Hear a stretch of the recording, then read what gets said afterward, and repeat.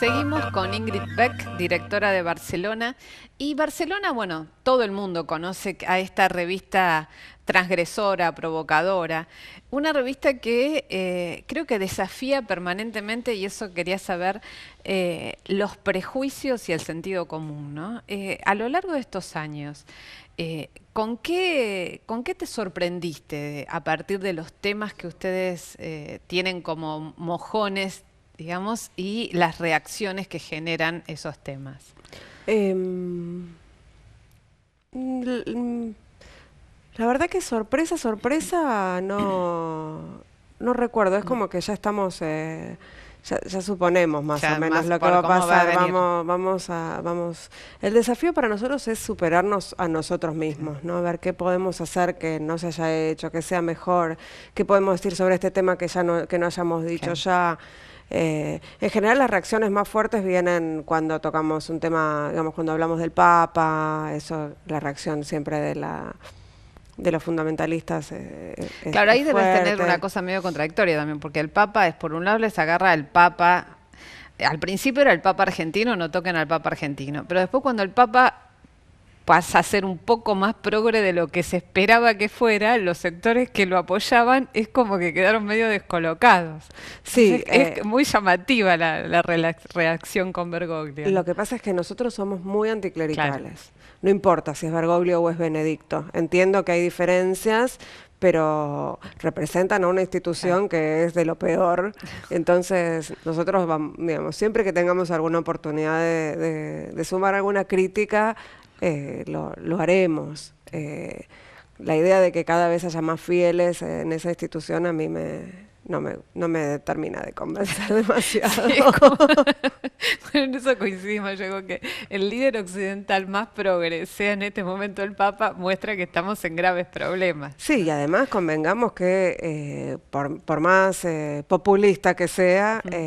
digo, es una de las enormes razones por las cuales en este país no hay aborto legal, seguro y gratuito. Entonces a mí Claro. eso no me cae bien. Obvio.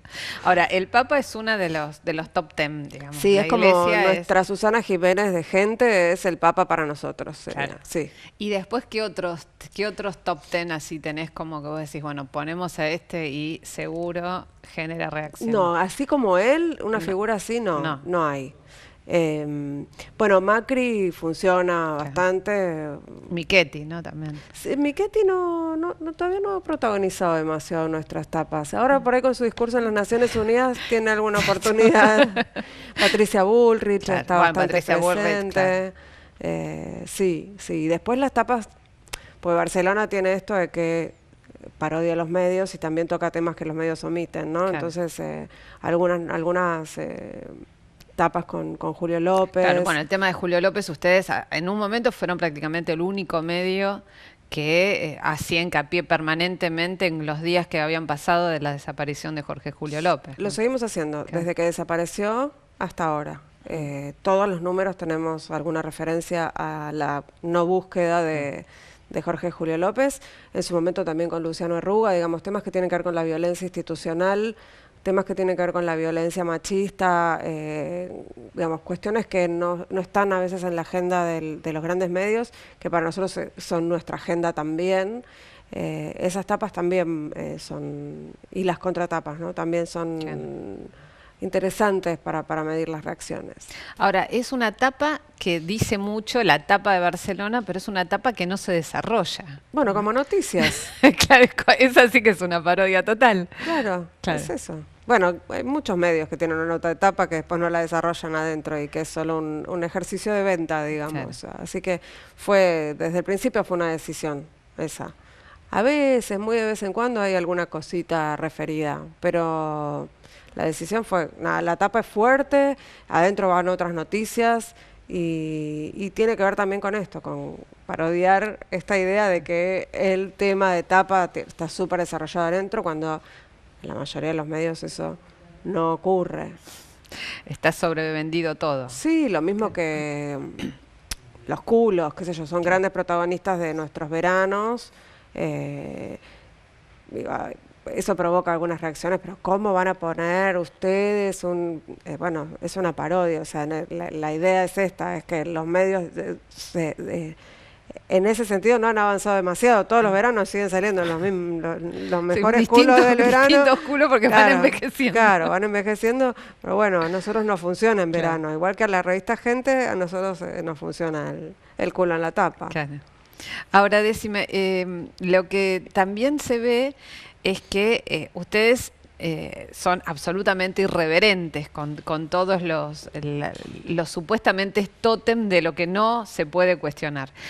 Pero al mismo tiempo, a lo largo de tantos años, han enfrentado algunos juicios, pero no sé si muchos. Uno solo. Bueno, denuncias por lo menos que Mm, parecía que iban. Y el juicio es uno, el juicio de Cecilia Pando, sí. ¿no?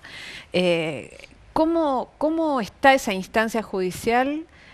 Porque había sido condenada la revista supuestamente porque Cecilia Pando se sintió ofendida. Sí, daño moral es Daño la moral. figura. Sí, tenemos dos sentencias en contra. Como es un juicio civil, porque por suerte ya no hay juicios penales Claro. contra los periodistas ni contra los medios, es una demanda civil que nos inició hace un montón de tiempo y que ya tiene digamos, una sentencia en contra de la jueza civil y luego una sentencia en contra de la Cámara. Así que ahora la causa está en la Corte. Ah, Fue está en la- tomada por la Corte porque es una cuestión Claro, constitucional, libertad de expresión. de libertad de expresión.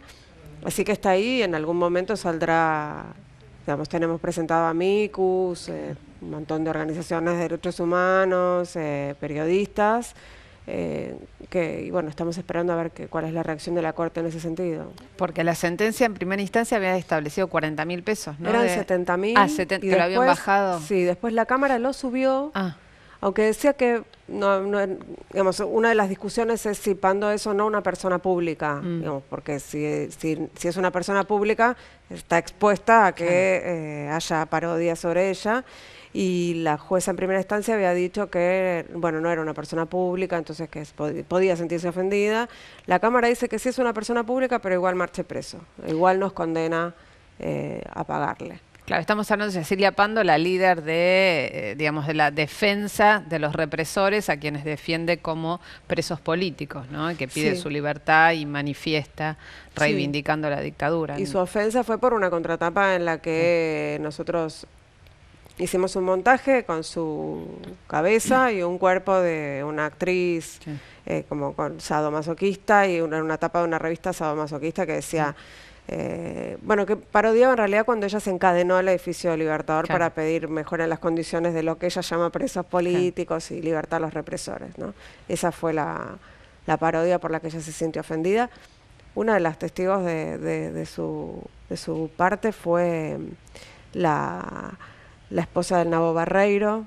Ah, bueno. eh, Condenado sí, a que- perpetua por torturador, delitos de todo tipo. Y ella en un momento dijo en el juicio que ella se había sentido, cuando dijo, yo me sentí violada cuando vi, yo pensaba, Mm, no, ¿cómo puede decir esto esta mujer cuyo marido cometió las peores sí, violaciones? realmente. ¿No?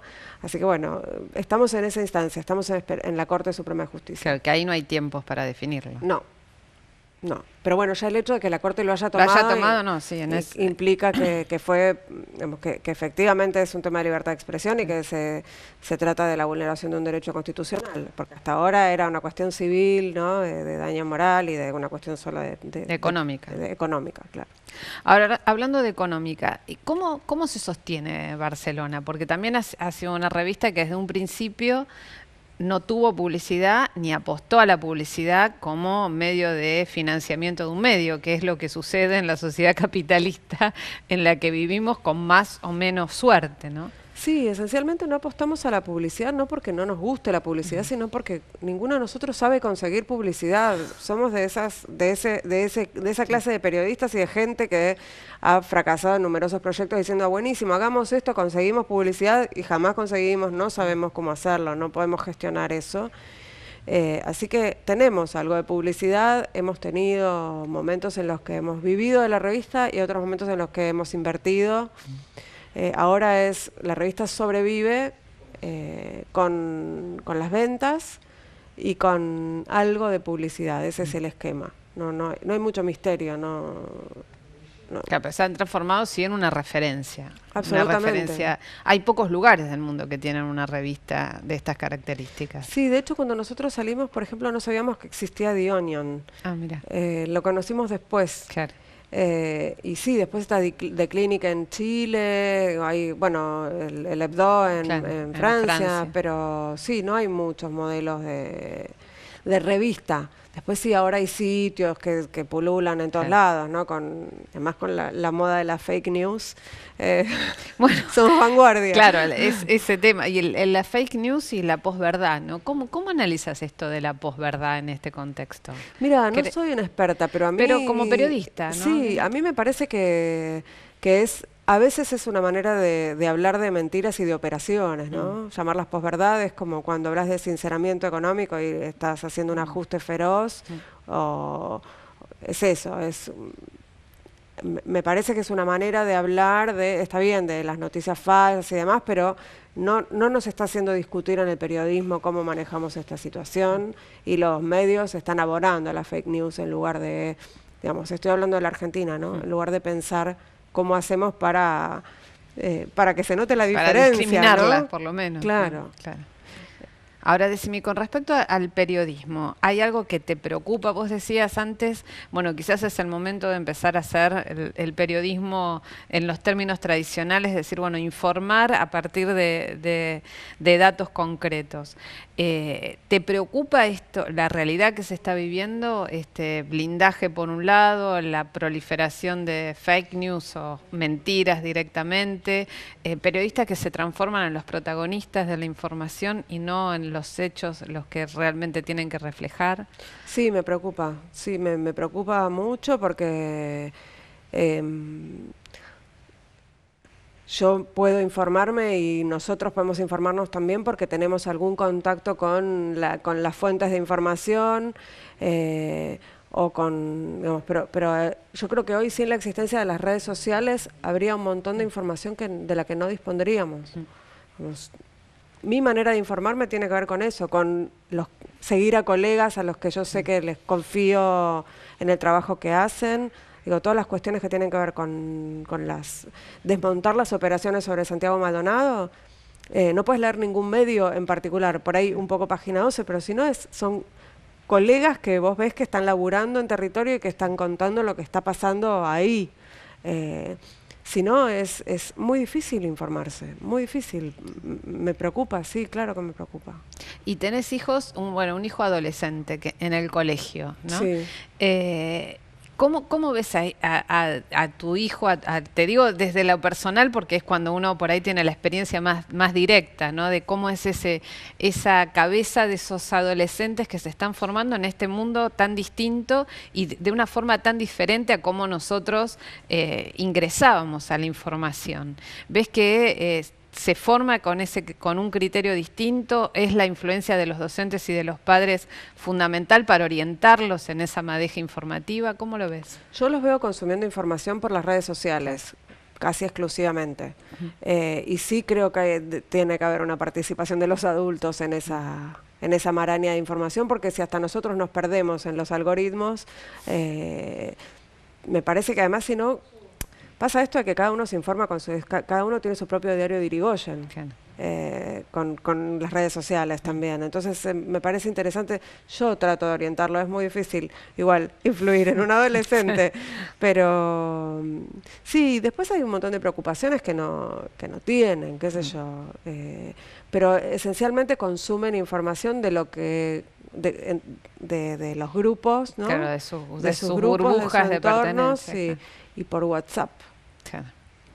Por Sí. WhatsApp, todo es WhatsApp. Digamos, es una red social que todavía los adultos usamos solo para comunicarnos y ellos la usan para todo, para Claro. todo. Aprendo un montón, ¿no? Obviamente. Igual año luz, nunca voy a llegar. No, ellos lo tienen así. Realmente son nativos de esa Sí. lógica distinta, Sí. ¿no? Es realmente otra forma de ingresar a la información. Sí. Ahora, y en cuanto a lecturas, ¿qué es lo que te marca como periodista en su momento cuando decidiste bueno, yo quiero ser esto, ¿en qué pensabas? ¿Eras lectora de ficción, de historia, de medios? ¿Cómo te decidiste a esto y después qué te encontraste? Y ahora, después de tantos años, ¿cómo te ves en ese recorrido? Siempre fui lectora de ficción, Ah, mira. pero voraz, además. No de ensayo ni de libros periodísticos, o de investigación periodística. Empecé a leer una vez que empecé a estudiar periodismo, casi por obligación. Claro. Ahora leo algunas investigaciones periodísticas porque eso también, porque tiene que ver con la formación y con la información, pero esencialmente me interesa la ficción, no lo ensayístico, y la verdad es que nunca decidí del todo ser periodista, fue como que me fue llevando el oficio y en ese camino lo que más me gusta es hacer radio.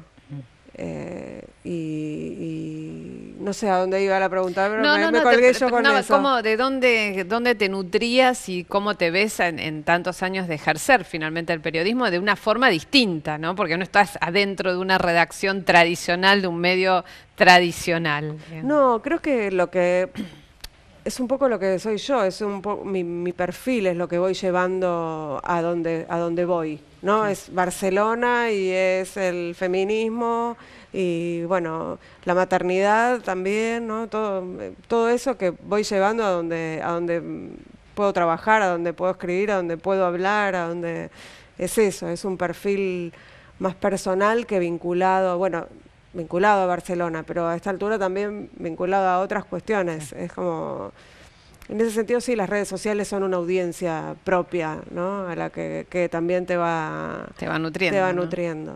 Ahora también en maternidad y escritura también, tenés 2 libros sobre esto. 4. ¿No? ¿4? Ah, 4. Me quedé recontra atrasada en la historia. 4 libros hicieron. Sí, hicimos 3 guías inútiles. Las guías inútiles. Eso. Y aunque ahora el 1 de octubre sale la reedición de la primera a 10 años. ¡Wow! Una edición aumentada y corregida, más inútil que nunca, dice la tapa. Y después escribí un libro con el pediatra de mis hijos. Ah, ese era el que no mencioné. Sí, son 4, sí, porque también, pero tiene que ver con un poco con el perfil de desarmar los discursos dominantes, en este caso sobre la maternidad, ¿no? Pensar que nada es como lo escribieron, nada es como me lo dijeron, nada. Y nada, la necesidad de contar esto, de compartirlo. Claro, también está muy buena la ¿cómo se llama? La tira de la madre mala, ¿no? La maternidad, ¿cómo es que se llama? Como de mala onda que tiene el Ángel Mamá Pierri. Mamá Pierri. No me salía el nombre de Mamá Pierri, que es terrible, que también destruye todos los mitos. Sí, la idea de que una madre es buena y amorosa y todo es rosado y no, a veces tenés ganas de acogotarlo, sí, a veces sí. Bueno, seguimos hablando en el próximo bloque acá en Notas Verdaderas con Ingrid Beck sobre otra de las facetas de esta mujer profesional, periodista, feminista. Su organización y su trabajo de concientización que tuvo, un origen y un crecimiento impresionante a través de Ni Una Menos.